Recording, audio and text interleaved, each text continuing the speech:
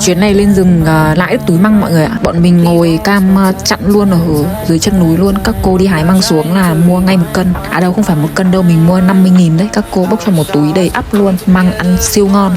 Hà Nội mấy hôm nay oi bức nắng nóng quá mọi người ạ. Thực sự thì hiện tại bây giờ mình chỉ muốn phi ngay tới một con suối nào đấy thôi. Và chắc phải chờ thêm 1 tuần nữa thì mình mới nhưng mà không phải là suối rồi, mình sẽ đi leo núi mọi người ạ. Thật ra thì cái thời điểm hiện tại thì không thích hợp cho việc leo núi lắm. Thế nhưng mà mình vẫn quyết định leo. Tại vì là cái ngọn núi này nó cũng không quá khó. Và hôm đấy mình sẽ mang đồ cam đi để cam trên núi. Và mình không thuê Potter, hôm đấy tụi mình sẽ tự đi.